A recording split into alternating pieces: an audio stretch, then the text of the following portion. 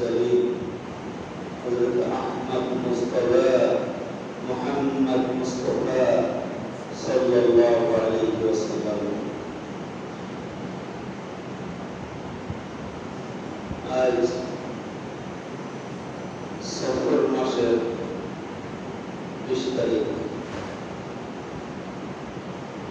तृतीय जुमा सफर मास আমি সূরা কাহাফ থেকে 45 থেকে 47 নম্বর আয়াত তেলাওয়াত করেছি।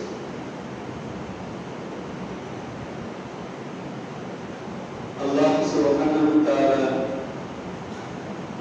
এই আয়াতগুলিতে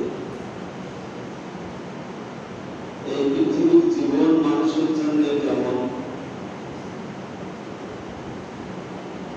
তা অত্যন্ত তাৎপর্যপূর্ণভাবে বর্ণনা করেছে। মানুষ মুখে যাই বলুক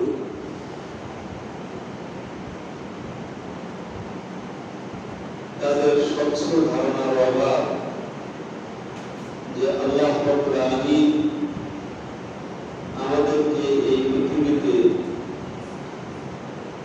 উদ্দেশ্যহীনভাবে সৃষ্টি করেননি। একটি সুনির্দিষ্ট উদ্দেশ্যে আল্লাহ আমাদের সৃষ্টি করেছেন। এ কারণে মানব জাতিকে আল্লাহ রাব্বুল আলামিন আশরাফুল মাখলুকাতের মর্যাদা দান করেছেন। অন্যান্য প্রাণীর বুঝ শক্তি, বোধ শক্তি, হিসাব কিতাব তাদের জীবন চলার মতো করে দিলেও আল্লাহ সুবহানাহু ওয়া তাআলা মানুষের চিন্তা শক্তি, হিসাব বিকাশ করার শক্তি অন্যান্য মাখলুকের চেয়ে তুলনাহীনভাবে আল্লাহ করেছেন। তাদের সাথে তুলনা করা যায় না। তারপরেও আমরা কোনো কোনো ক্ষেত্রে দেখি মানুষের মানবিকতা অনেক মানুষের অমানবিক আচরণের চেয়ে পশুদের আচরণ অনেক ভালো। আল্লাহ সুবহানাহু ওয়া তাআলা এই বিচিত্র চরিত্রের মানুষ এই পৃথিবীতে পাঠিয়েছেন এই জন্যই যে আমরা তাদের এই চারিত্রিক অবক্ষয় থেকে যেন শিক্ষা গ্রহণ করে আমরা আল্লাহ রাব্বুল আলামিনের পরিচিতি লাভ করতে পারি।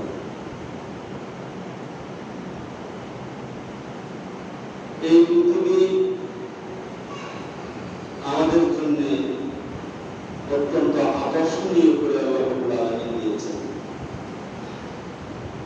তারপরেও আমরা সবাই বুঝি এই পৃথিবীতে আমরা চিরদিন থাকতে পারবো না। পৃথিবী থেকে আমাদের চলে যেতে হবে। তারপরেও এই পৃথিবীকে চিরস্থায়ী বাসস্থান হিসাবে আমরা গ্রহণ করেছি। আমাদের কার্যক্রম, আমাদের চালচলন, আমাদের কথাবার্তা একটু এই প্রমাণ দেয় না যে এই পৃথিবী থেকে আমরা একদিন চলে যাব। বরং যে ব্যক্তি বারবার স্ট্রোক করেছে, বিলুপ্ত হয়ে গিয়েছে, কবরের পারে চলে গিয়েছে, সেও এমন ভাবে এই পৃথিবীকে আঁকড়িয়ে ধরতে চায় যে মনে হয় এই ব্যক্তিও কখনো মরবে না।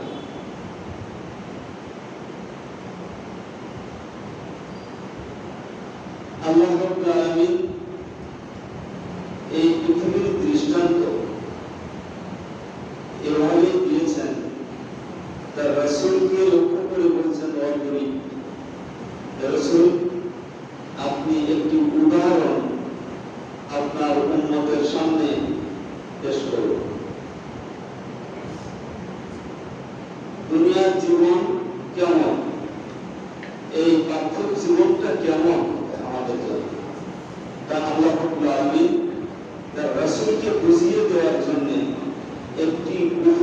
পেশ করেছেন, উদাহরণ পেশ করেছেন, দৃষ্টান্ত পেশ করেছেন।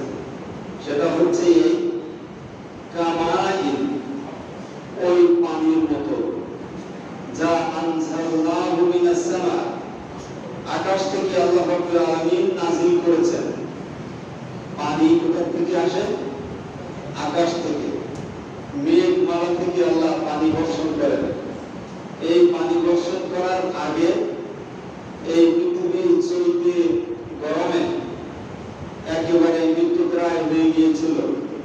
পৃথিবীর মাটিগুলো সব ফিরিয়ে একেবারে চলছে, সেখানে কিছু হওয়ার যোগ্যতাই ছিল না। মাটিতে কোনো ফসল, কোনো বীজ দিলে ওই বীজ চারাবাহিও হয় না। কেন হয় না? আমরা যারা অভিজ্ঞ তারা বলি মাটিতে জল নাই।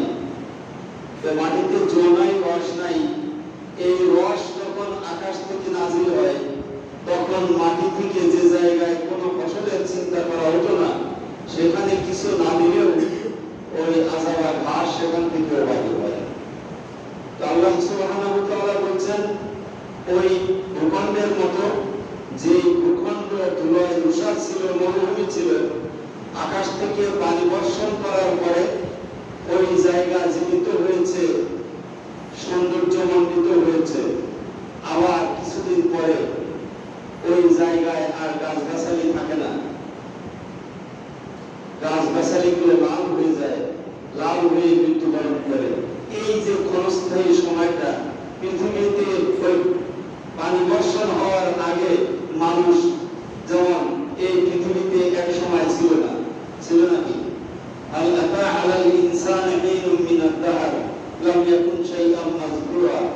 মানুষের জীবনে কি এই মহাকালের এমন একটা মুহূর্ত ছিল না যে মুহূর্তে আলোচনা করার কোনো যোগ্য ব্যক্তি সে ছিল না? আমি আজকে এই জায়গায় বসেছি, আমার বয়স প্রায় 60 বছর হতে যাচ্ছে। 60 বছরের আগে আমি যে এই পৃথিবীতে আসবো, এটা আমিও যেমন জানতাম না, আমার আব্বা আম্মাও তেমন ভাবে জানতেন না। না জানতেন আমার দাদা দাদি, না জানতেন আমার নানা নানি। কেউ কি আমাদের খোঁজ কেউ রেখেছে? আল্লাহ সুবহানাহু ওয়া তাআলার ইলমে ছিল যে আমি এই পৃথিবীতে আসবো, কোন সময় আসবো তা নির্ধারণ করার যোগ্যতা একমাত্র আল্লাহ সুবহানাহু ওয়া তাআলা। আল্লাহ রাব্বুল আলামিন পাঠিয়েছেন। যেমন ভাবে বৃষ্টি বর্ষণ হয়েছে ওই শুকনো মরুভূমিতে, যারা বুঝিয়েছে আমি পৃথিবীতে এসেছি শুকনো মরুভূমি, শুকনো মরুভূমি সবুজ শ্যামল হয়েছে। সবুজ শ্যামল হওয়ার পরে আবার আমার বৃদ্ধকাল শুরু হয়েছে, দাড়ি পাকা শুরু হয়েছে, আর মাথার চুল পেকে গিয়েছে, চামড়াগুলো ঢিলা হয়ে গিয়েছে, আমার শরীর আর আগের মতো বয় না। আমি চলতে গেলে থরথর করে কাঁপি। এখন একতলা থেকে দ্বিতীয় তলায় উঠতে গেলে একটা সিঁড়ি, এক সিঁড়ি থেকে উপরের সিঁড়ি উঠতে গেলে আমার শ্বাসকষ্ট শুরু হয়। এই যে জীবনের উত্থান আর পতন, কিছুদিন পরে দেখা যাবে আমার জীবন আর পৃথিবীতে নাই, আমি মাটির সাথে মিশে গিয়েছি। আল্লাহ রাব্বুল আলামিন রাসূল সাল্লাল্লাহু আলাইহি ওয়াসাল্লামকে বলেন, আপনার উম্মতকে বুঝিয়ে দিন তোমাদের জীবন আমাদের জীবনটা এই রকমই, যে এই পৃথিবী মরুভূমিময় ছিল, সেখানে বৃষ্টি বর্ষিত হয়েছে, আবার সেখানে সবুজ শ্যামল আকার ধারণ করেছে, সুন্দর আকৃতি ধারণ করেছে। কিছুদিন পরে ফাতারাহু মুসতাররা, সেটা আবার হলুদ হয়ে যাবে, আবার মৃত্যুবরণ করবে। আবার যেমন ভাবে মরুভূমি ছিল সেই রকম মরুভূমিতে এই পৃথিবী চলে যাবে, গাছগাছালি থাকবে না। ওই আমার এখন নাসুকাল ফারাশিল মাবসুস, মানুষেরা বিছানার মতো বিছিয়ে যাবে মাটিতে। তারপরে পাহাড়গুলো উঠতে থাকবে, তুলার মতো মেঘের মতো উঠতে থাকবে। এরপরে এই জায়গায়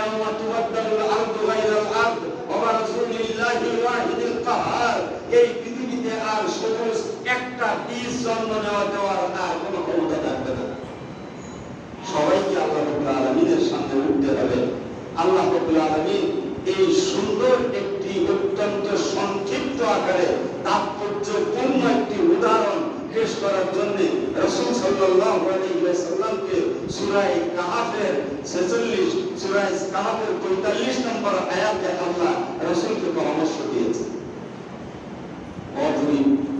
আপনি উদাহরণ পেশ করুন মানুষের সাথে, আপনার উম্মতের সাথে। লাহুম অর্থাৎ আপনার সামনে যারা আছে আপনার সামনে, আপনার থেকে ওয়া আখারুনা মিনহুম লাম্মা ইয়ালহাকু বিহিম, যারা এখনো পর্যন্ত মিলিত হয়নি সেই অনাগত ভবিষ্যতের আপনার উম্মতের জন্য, যারা পৃথিবীতে এখনো আসে নাই, আপনার সাথে মিলিত হয় নাই, যারা মিলিত হয়েছে, যারা মিলিত হয় নাই, সবার জন্য আপনি উদাহরণ পেশ করুন। এই পৃথিবীটা তো একটি মরুভূমির মতো, এখানে আল্লাহ সুবহানাহু ওয়া তাআলা বৃষ্টি বর্ষণ করেছেন, আবার সুন্দর করে এই পৃথিবীকে সাজিয়েছেন। আল্লাহ রাব্বুল আলামিনের রাসূল বলেছেন, আদ-দুনিয়া হুলওয়াতুন খাজিরা, এই পৃথিবীটা সবুজ শ্যামল, অত্যন্ত সুন্দর, দেখতে আকর্ষণীয়। যুয়িনা লিন-নাসি হুব্বুশ শাহাওয়াত মিনান নিসা ওয়াল বানিন ওয়াল কানাতিরিল মুকান্তারা মিনাল যাহাবি ওয়াল ফিদ্দা ওয়াল খাইলিল মুসাওয়ামা ওয়াল আনআমি ওয়াল হারথ, যালিকা মাতাউল হায়াতিদ দুনিয়া আল্লাহু ইনদাহু হুসনুল মাআব।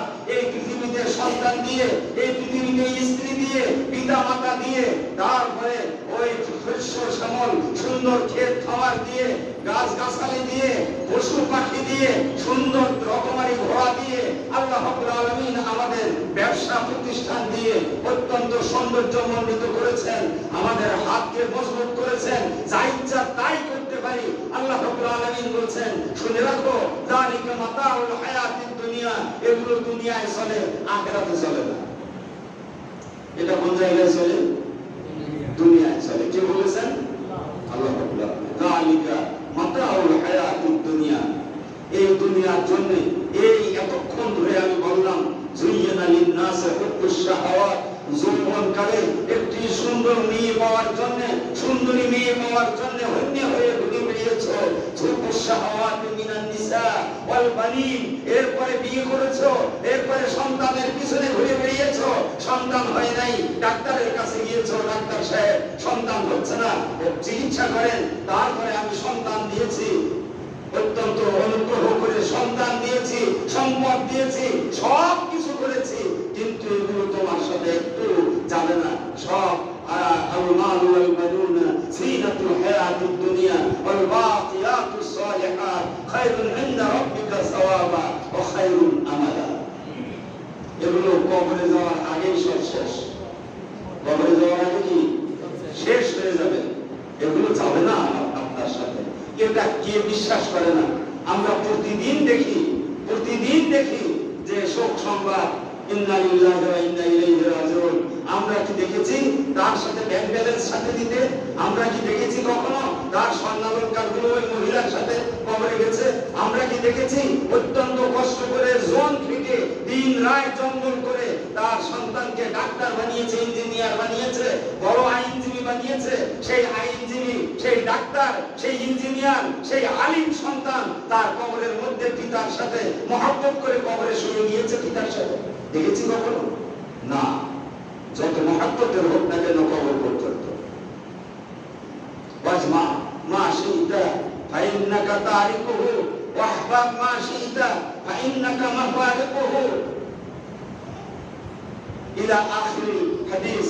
রাসূল সাল্লাল্লাহু আলাইহি ওয়াসাল্লাম, ওয়া'মাল মা শিইতা ফাইন্নাকা তুজা বিহি, যত সম্পদ পারো, সম্পদের পাহাড় করো, কোনো যায় আসে না, মনে রেখো এই পাহাড় সম সম্পদ তুমি পরিত্যাগ করে চলে যাবে। যাকে ইচ্ছা তাকে মহব্বত করো, একেবারে লাইলি মজনুর মহব্বত যদি ফেল হয়ে যায় তবুও তুমি মনে রাখবে একদিন তোমাকে এই মহব্বতের এই প্রিয়তমাকে ছেড়ে তোমাকে কবরের মধ্যে যেতে হবে। ওয়া'মাল মা শিইতা, যা ইচ্ছা তাই করো, যা ইচ্ছা তাই করো। কেউ তোমাকে ব্যারিকেড দেবে না, ব্রেক করবে না, নিষেধ করবে না। একটা কথা মনে রাখবে, ফাইন্নাকা তুজা বিহি, এই কর্মফল তোমাকে ভোগ করতে হবে। সন্তানের জন্য চুরি ডাকাতি, সন্তানের জন্য ছিনতাই, সন্তানের জন্য রাহাজানি, সন্তানের জন্য মিথ্যা কথা বলা, সন্তানের জন্য অবৈধ কাজ, সন্তানের জন্য সুদে টাকা খাটানো, যা কিছু করেছো সন্তানের জন্য করেছো। আল্লাহ সুবহানাহু ওয়া তাআলার দরবারে যখন এক জায়গায় হবো আমরা সবাই, তখন আমরা বলবো এই সন্তানের জন্যই আমরা করেছি, হে আল্লাহ এই আমাকে শুধু দেওয়া কেন, সন্তানকে দেব কি? তখন আল্লাহ রাব্বুল আলামিন সন্তানকে সামনে নিয়ে আসবে। সন্তান তখন কি বলবে? ইয়াউমা লা ইয়ানফাউ মালুন ওয়ালা বানুন, ইয়াউমা লা ইয়ানফাউ মালুন ওয়ালা বানুন।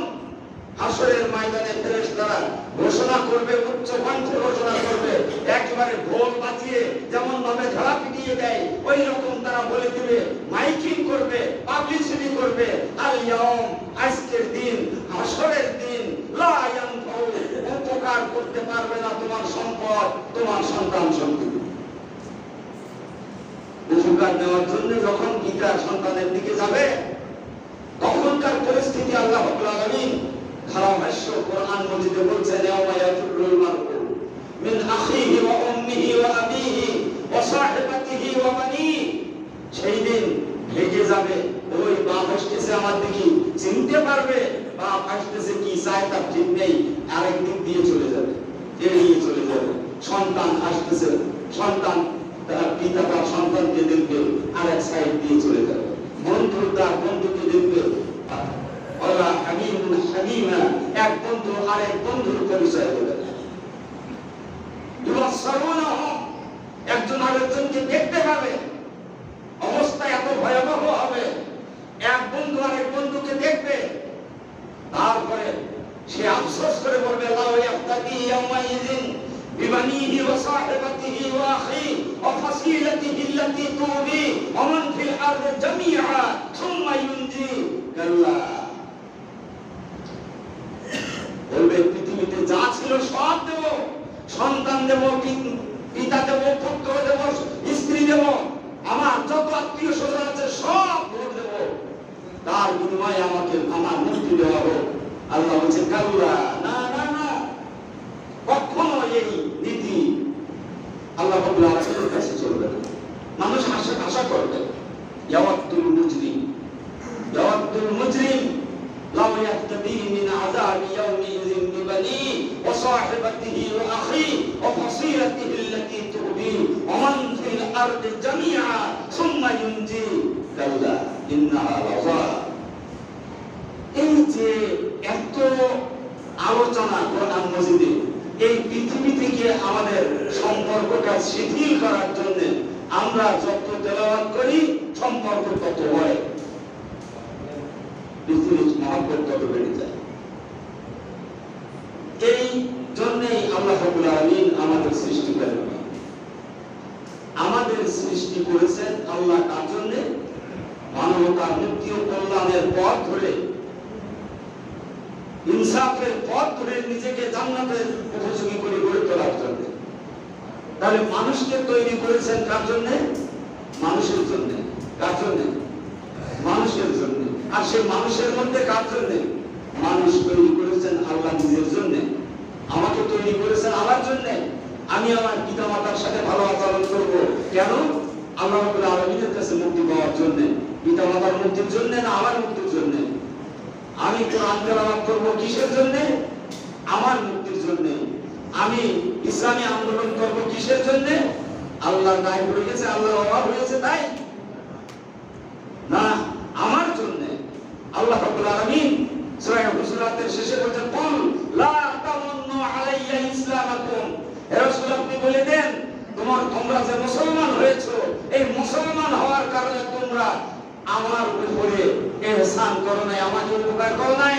আমি মুহাম্মদ রাসূলুল্লাহ একা একা ছিলাম, তোমরা সাহাবারা ইসলাম গ্রহণ করেছো, তোমরা সাহাবারা ইসলাম গ্রহণ করে আমার হাতকে শক্তিশালী করে আমাকে উপকার করেছো। এই চিন্তা তোমরা করো না, বরং আল্লাহ রাব্বুল আলামিন তোমাদের উপরে ইহসান করেছেন যে তোমাদের আনহাদাকুম লিল ঈমান, তোমাদের ঈমানের জন্য, ইসলামের জন্য ইসলামের পথ দেখিয়ে দিয়েছেন। ওয়া কুন্না লিনাহতাদি লাউলা আন হাদানাল্লাহ। আল্লাহ রাব্বুল আলামিন এই ইহসান যদি না করতেন, এই হেদায়েত যদি না দিতেন, আমরা হেদায়েত পেতাম না। তাহলে আমরা ইসলাম গ্রহণ করে, কোরআন তেলাওয়াত করে, নামাজ পড়ে আল্লাহ রাব্বুল আলামিনের উদ্ধার করি না। উদ্ধার করি কাকে? আমাদের। দুনিয়ার মানুষ নামাজ না পড়লে আল্লাহ রাব্বুল আলামিনের কি যায় আসে? এ কারণে মানুষকে আল্লাহ রাব্বুল আলামিন সৃষ্টি করেছেন উখরিজাত লিন-নাস, মানুষের জন্য।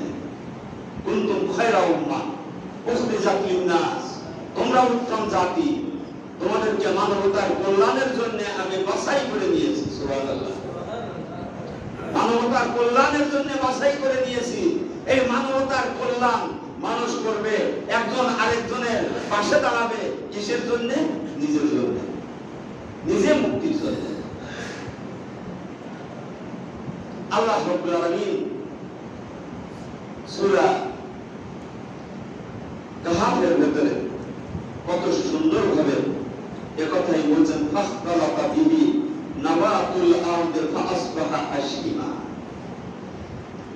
গাছ গাছালি দিয়ে বৃষ্টি বর্ষণের ফলে এই পৃথিবীকে আমি সবুজ শ্যামল করে তুলি, কিছুদিন পরে আবার এটা লাল আকার ধারণ করে আবার সেটা ধ্বংস হয়ে যায়। ঠিক মানুষের অবস্থা তাই। মানুষ যুবক হয়, মানুষ যুবক হয়। আল্লাহ রাব্বুল আলামিন সূরা হাজের মধ্যে, আল্লাহ সম্ভবত এটা তৃতীয় বা চতুর্থ আয়াত হবে, আল্লাহ রাব্বুল আলামিন বলছেন যে আমি মানুষকে সৃষ্টি করেছি, ইয়া আইয়ুহান নাস ইন্না খালাকনাকুম মিন তুরাবিন সুম্মা মিন নুতফা সুম্মা মিন আলাকাতিন সুম্মা মিন মুদগাতিন মুখাল্লাকাতিন আও গায়রু মুখাল্লাকা সুম্মা নুখরিজুকুম তিফলা সুম্মা লিতাবলুগু আশুদ্দাকুম ফামিনকুম মান ইউতাওয়াফা ওয়া মিনকুম মান ইউরাদ্দু ইলা আরযালিল উমুর লিকাই লা ইয়ালামা মিন বা'দি ইলমিন শাইআ ওয়া তারাল আরদা হামিদা ফাইযা আনজালনা আলাইহাল মা'a ইহতাজ্জাত ওয়া রাবাত ওয়া আনবাতাত মিন কুল্লি যাওজিন বাহিজ। আল্লাহ রাব্বুল আলামিন বলেছেন, হে মানুষেরা, আমি তোমাদেরকে মাটি থেকে সৃষ্টি করেছি। এই মাটি থেকে ডাইরেক্ট সৃষ্টি করি নাই, ঘুরিয়ে ফিরিয়ে সৃষ্টি করেছি। ডাইরেক্ট তোমাদের পিতাকে সৃষ্টি করেছি, তোমাদের ঘুরিয়ে ফিরিয়ে মাটির রস থেকে সৃষ্টি করেছি। তোমার পিতা আর মাতা ওই মাটির থেকে সৃষ্টি উদ্ভিদ খেয়েছে, তারা খাদ্য খেয়েছে, রক্ত হয়েছে। রক্ত থেকে আমি বীর্য বানিয়েছি, বীর্যকে আমি সুনির্দিষ্ট জায়গায় নিক্ষিপ্ত করার একটা প্রক্রিয়া আমি তৈরি করে দিয়েছি। তারপরে নিক্ষিপ্ত হয়েছে সুনির্দিষ্ট জায়গায়, বীর্যপাত হয়েছে। তারপরে বীর্যকে রক্ত বানিয়েছি, রক্তকে আমি গোশতপিণ্ড বানিয়েছি, গোশতপিণ্ডকে মুখাল্লাকা একটা সৃষ্টি করেছি সুন্দর। সুম্মা আনশা'নাহু খালকান আখার ফাতাবারাকাল্লাহু আহসানুল খালিকিন। ছোট্ট একটি ক্ষুদে মানুষ আমি তোমার মায়ের পেটের মধ্যে রেখেছি, মুখাল্লাকাতুন আও গায়রি মুখাল্লাকা। সেই জায়গায় গোটা বাচ্চা, কোনটা হয়েছে, কোনটা বাচ্চা পেট থেকে পড়ে গিয়েছে। সবাই দুনিয়ার মধ্যে দেখতে পায় নাই। মায়ের পেটে গেলেই সে দুনিয়ার মুখ দেখবে, তার কোনো অর্থ হয় না। এরপরে বাচ্চা হলেই যে সে বাঁচবে, এরকম কোনো গ্যারান্টি নাই। আল্লাহ রাব্বুল আলামিন সুম্মা নুখরিজুকুম তিফলা সুম্মা লিতাবলুগু আশুদ্দাকুম। তোমাদের ওই যে বাচ্চাদের মধ্যে কাউকে কাউকে আমি যুবক বানাই, কাউকে কাউকে সুঠাম দেহের অধিকার বানাই। সুম্মা লিতাবলুগু আশুদ্দাকুম ফামিনকুম মান ইউরাদ্দু ইলা আরযালিল উমুর। কেউ মরে যায়, আর কেউ ওই একেবারে বৃদ্ধ অবস্থা, এমন বৃদ্ধ অবস্থা, লিকাইলা ইয়ালামা মিন বা'দি ইলমিন শাইআ। সে যেমন ছোটবেলায় কিছু বুঝতো না, এখন বুড়ো বয়সেও কিছু বোঝে না।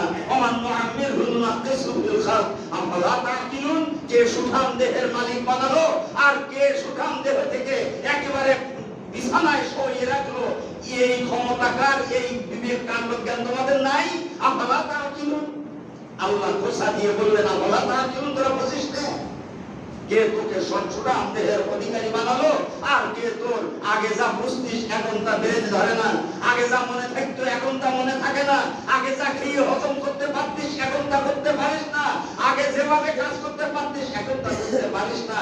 এমন কি আস্তে আস্তে যেমন ভাবে ছোট্ট একটি বাচ্চা তার পেশাব পায়খানা থেকে বাঁচার কোনো উপায় ছিল না, এমন একটা সময় চলে আসে যেই সময়ে ওই বৃদ্ধ মানুষটার ওর পেশাব পায়খানা থেকে বাঁচার কোনো সুযোগ কে করেছে?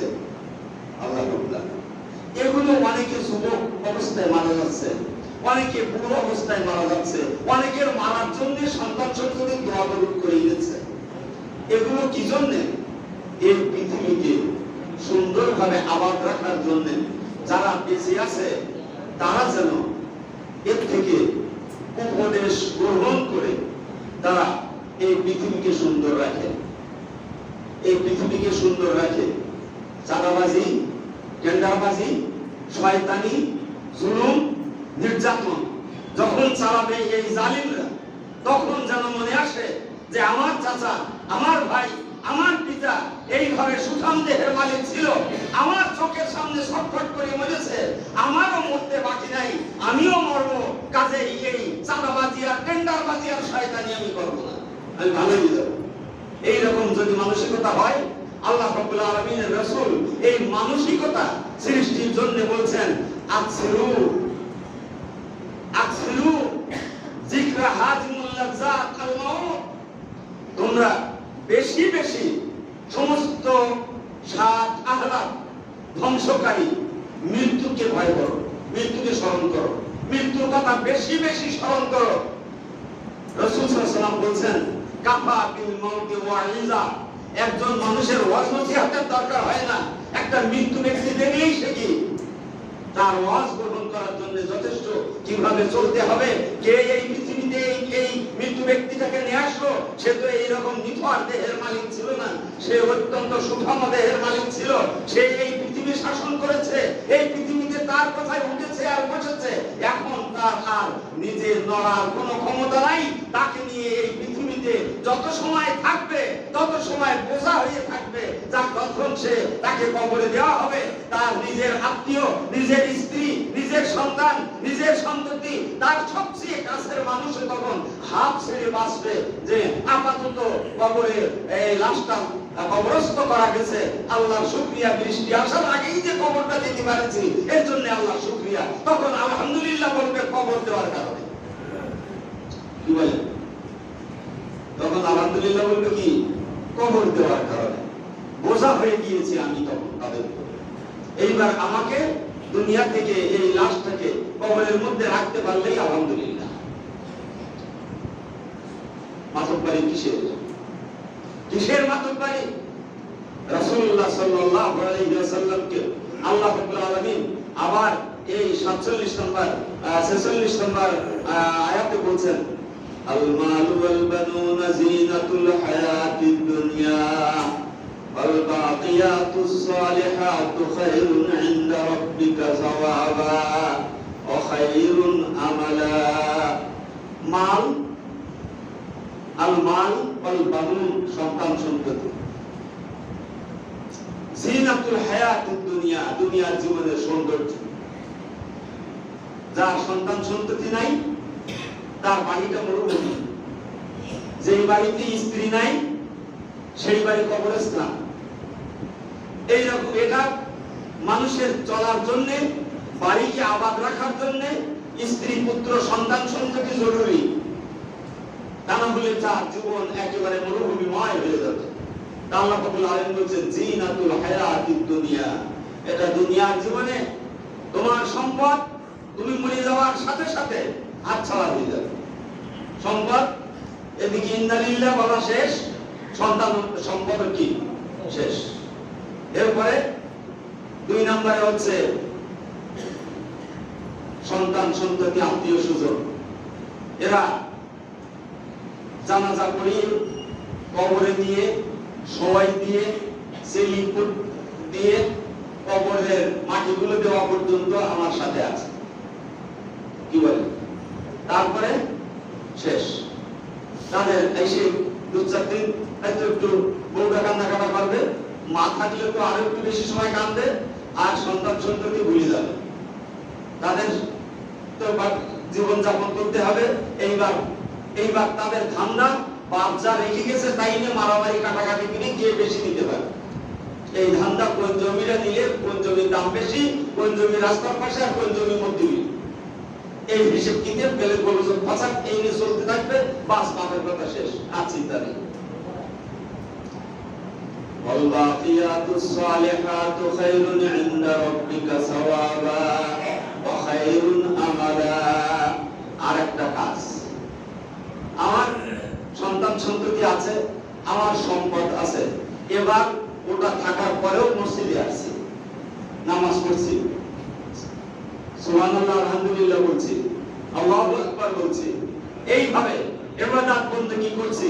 আল্লাহ রাব্বুল আলামিন বলছেন ওয়াল বাকিয়াত, এইটাই তোমার সাথে যাবে। সুবহানাল্লাহ, এইটা তোমার সাথে যাবে। 3 নম্বরটার সাথে আমাদের এই সম্পর্ক আগে 1 নম্বরের সাথে, আগে এর সাথে 1 নম্বরের সাথে মানে মালের সাথে, তারপরে 2 নম্বরের সাথে ধন সম্পদ, কিছু টাকা পয়সা হয়েছে, এই তো টাকা পয়সা হয়েছে, বিয়ে শাদী কর, এখন তো আর না খেয়ে না খড়িয়ে পরে রাখার দরকার হবে না, তা আগে টাকা, তারপরে বিয়ে শাদী, তারপরে কি সন্তান সন্ততি। আল্লাহ রাব্বুল আলামিন বলছেন হ্যাঁ আল মাল, 1 নম্বরে টাকা, তোমাদের সম্পর্ক ছিল টাকার সাথে। 2 নম্বরে পিতা মাতা, আত্মীয় স্বজন, বউ, ছেলে মেয়ে, আল মানু। এই 2 নম্বর পর্যন্ত তোমরা বেশি সম্পর্ক এদের সাথে রেখেছো। 3 নম্বরটা তোমাদের একেবারে প্রান্তিক, একেবারে এক সাইডে সময় পেলে করেছো, সময় না পেলে বাস, সময় নাই, এখন আর হবে না। সময় পেলে করেছো, সময় না পেলে কি করো নাই। আল্লাহ রাব্বুল আলামিন এইটাই আসল কাজ, আল বাকিয়াত, এইটা তোমার সাথে থাকবে। আল বাকিয়াতুস সালিহাত খায়রুন ইনদা রাব্বিকা সাওয়াবা, তোমার রবের কাছে সওয়াব হয়ে, প্রতিদান হয়ে, পুরস্কার হয়ে এটাই তোমার কাছে চলে আসবে। সুবহানাল্লাহ। ওয়া খায়রুন আমালা, এই কাজটা যে করেছে তার আমাল, তার আকাঙ্ক্ষা, তার আশা, ভালো আশা করার সে অধিকারী। ভালো কাজ কিছু করেছি, আখিরাতে কি মুক্তি পাবো। আমি মাঝে মধ্যে মনে করি, আমি আমারটাই বলি, মাঝে মধ্যে মনে করি এই সালাত কি হচ্ছে, নামাজ পড়ছি, সেজদা দিচ্ছি, অন্য চিন্তা আছে ব্রেনের মধ্যে, এটা কি হচ্ছে, আল্লাহ কি গ্রহণ করছে? আবার আমার মনে হয় যে এটা গ্রহণ করে আল্লাহ রাব্বুল আলামিন যদি নাই বা করেন, তা আমি এটা যদি আল্লাহ ইবাদত করুন, যে এটা যদি মূর্তির সামনে করতাম আর আমার মনটা বাজারে পড়ে থাকতো, তো মুফতি সাহেবরা আমাকে মুশরিক বলতো না? কি বলতো? মুশরিক তো বলতো, বলতো যে এরা মুসলমান নাই, কাফের হয়ে গেছে। তা কাফের বলে ফতোয়া দিত, মনটা বাজারে, মনটা বিভিন্ন জায়গায় ঘুরে বেড়াচ্ছে, শুধু মূর্তির সামনে মাথাটা নত করেছি, শুধু জুলুম নির্যাতনের পথ বেছে নিয়েছি, কিন্তু মনে চাই ভালো কাজ করতে। এই মনের উপরে আল্লাহ রাব্বুল আলামিন যদি সব কিছুই নির্ভর করে, তাহলে আমার মুশরিক হওয়া মনের উপরে নির্ভর করতে হতো। কাজেই আল্লাহ রাব্বুল আলামিন যে রহমতের মালিক, এই রহমতের দিকে তাকিয়ে আশা করা যায় আমাদের সওয়াব আল্লাহ কবুল করবেন। এজন্য কবুল করা না করা আল্লাহর কাজ, আর আমার কাজ আল্লাহর গোলামি করা, আমার কাজ আল্লাহর গোলামি করা। নিজের এই অবাধ্য মনটাকে আল্লাহর দেওয়া দড়ি অর্থাৎ ইসলাম দিয়ে বাইন্ধে টাইট করে রাখার চেষ্টা করা। দড়ির নাম কি? দড়ির নাম কি? একটু জোরে বলেন না। আমার কথা না আল্লাহর কথা? আল্লাহ রাব্বুল আলামিন বলেছেন ওয়াতাসিমু বিহাবলিল্লাহ, ওয়াতাসিমু বিহাবলিল্লাহ, তোমরা আল্লাহর দড়িকে মজবুতভাবে ধরো। তো আল্লাহর দড়ি কি? দুনিয়ার সমস্ত মুফাসসির এক ব্যক্তি বলেছেন ওয়াতাসিমু বিহাবলিল্লাহ আই ওয়াতাসিমু বিদীনিল্লাহ, ওয়াতাসিমু বিদীনিল্লাহ, আল্লাহর দ্বীনকে তোমরা মজবুতভাবে ধরো। সেই দ্বীনের নাম কি? ইসলাম। তাহলে দড়িটার নাম কি? ইসলাম। আল্লাহর দড়ির নাম কি? ইসলাম। এই দড়ি দিয়ে যদি আমার গলায় পেঁচিয়ে দিয়ে আমি যদি মেয়েকুটির গায়ে কায়দা করে বাঁধি, আর সেটা যদি হয় ইসলাম, তাহলে আমি মুসলমান, তাহলে আমি মুসলমান।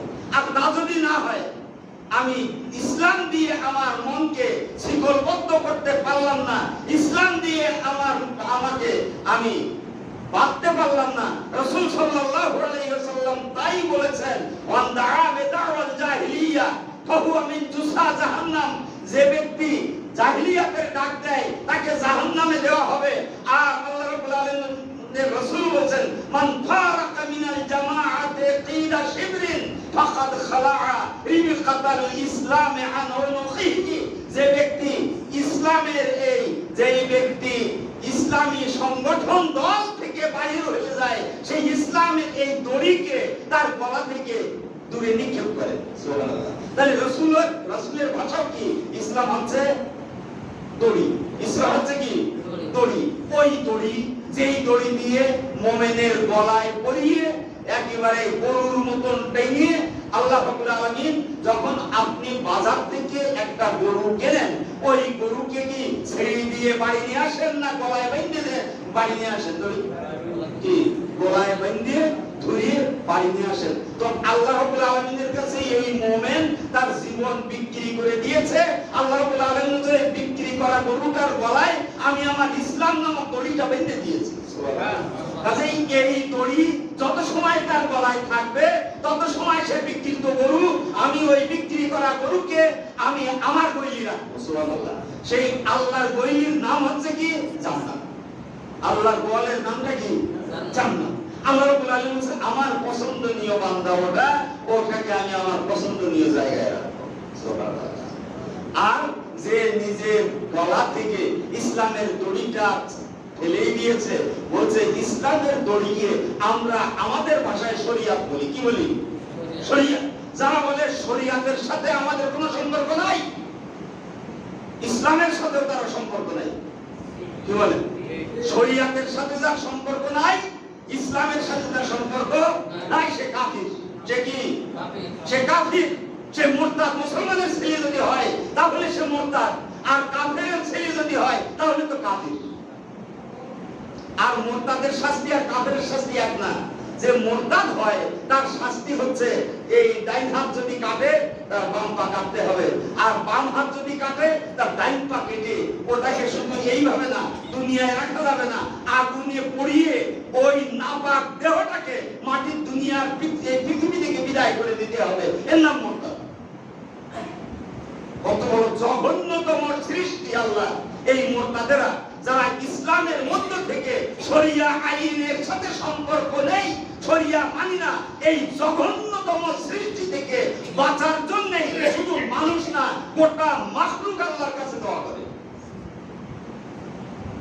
কারণ এটা আমার কথা না রাসূলের কথা। রাসূল সাল্লাল্লাহু আলাইহি ওয়াসাল্লাম একদিন সাহাবাদের নিয়ে বসে আছেন, একটা লাশ যাচ্ছে সামনে দিয়ে, রাসূল লাশটা দেখে বললেন মুস্তারিহুন আও মুস্তারাহুন, মুস্তারিহুন আও মুস্তারাহুন। সাহাবারা বুঝতে পারল না মাল মুস্তারিহ ওয়া মাল মুস্তারাহ, মুস্তারাহ কি আর মুস্তারিহ কি। রাসূল সাল্লাল্লাহু আলাইহি ওয়াসাল্লাম বললেন যদি সে আল্লাহওয়ালা লোক হয়ে থাকে তাহলে এই দুনিয়ার এই একেবারে নিকৃষ্ট জায়গা থেকে সে আরাম পেয়ে জান্নাতে চলে গিয়েছে। সুবহানাল্লাহ। মৃত্যু ছাড়া জান্নাতে যাওয়ার কোনো উপায় আছে? না। আল মাউতু জাসারুন ইউসিলুল হাবিবা ইলাল হাবিব। মৃত্যু তো সেই সেতু, সেই সাঁকো, সেই ব্রিজ, সেই পুল, যা ওই পুল পার হয়ে এক বন্ধু আল্লাহ রাব্বুল আলামিন নামক বন্ধুর কাছে যেয়ে মিলিত হয় আর জান্নাতে যাওয়ার যোগ্যতা অর্জন করে। রাসূল সাল্লাল্লাহু আলাইহি ওয়াসাল্লাম বলেন মুস্তারিহুন, সে দুনিয়া থেকে মুক্তি পেয়ে জান্নাতে চলে গিয়েছে। এই লোকটা যদি ভালো লোক হয়ে থাকে, সুবহানাল্লাহ। আও মুস্তারাহুন, আও মুস্তারাহুন, রাসূল বলেন অথবা এই লোকটা যদি খারাপ হয়ে থাকে, পৃথিবীর সমস্ত মাখলুক এই শয়তানটা থেকে বেঁচে গেছে। সুবহানাল্লাহ। পৃথিবীর সমস্ত মানুষকে আরাম পেয়েছে, মাখলুকরা আরাম পেয়েছে, তাহলে ওই মাখলুক ওই শয়তান থেকে বাঁচার জন্য আল্লাহ রাব্বুল আলামিনের কাছে বলে আল্লাহ এর জ্বালায় তো আমাদের আরাম হারাম হয়ে গিয়েছে, একে দুনিয়া থেকে বিদায় করে দাও। মুস্তারিহুন আও মুস্তারাহ, আমার তো কোন রাসূলের কথা, রাসূল সাল্লাল্লাহু আলাইহি ওয়াসাল্লামের কথা, বুখারী শরীফের হাদিস। মুস্তারিহুন আও মুস্তারাহ শব্দ দুইটা পৃথকভাবে হাদিসে অত্যন্ত তাৎপর্যপূর্ণ দুইটা শব্দ। মুস্তারিহুন মুখস্থ করে নেন। মুস্তারিহুন যে ব্যক্তি পৃথিবী থেকে মুক্তি পায় তাকে মুস্তারিহ, আর মুস্তারাহুন পৃথিবী জাত থেকে মুক্তি পায়, অন্য মাখলুকরা জাত থেকে মুক্তি পায়, তাদের তাকে বলা হয় মুস্তারাহ। আর পৃথিবী থেকে যে ব্যক্তি মুক্তি পায় তিনি হচ্ছেন মুস্তারিহ। কাজেই আল্লাহ রাব্বুল আলামিন আমাদেরকে সৃষ্টি করেছেন যে উদ্দেশ্যে, সেই উদ্দেশ্য হচ্ছে আল্লাহর দিনের যাবতীয় হুকুম আহকামগুলো পালন করার চেষ্টা করা। আল্লাহ প্রশ্ন করবে না পালন করেছিস কিনা, আল্লাহ বলবেন তোর ইচ্ছা শক্তিকে তুই কোন দিকে চালাচ্ছিস। একজন মানুষ রাস্তায় গাড়ি চালাচ্ছে, সে রাইট সাইডে আছে, ঠিক সাইডে সে চালাচ্ছে, তারপরেও তো অ্যাক্সিডেন্ট হয় নাকি? অ্যাক্সিডেন্ট হয় না?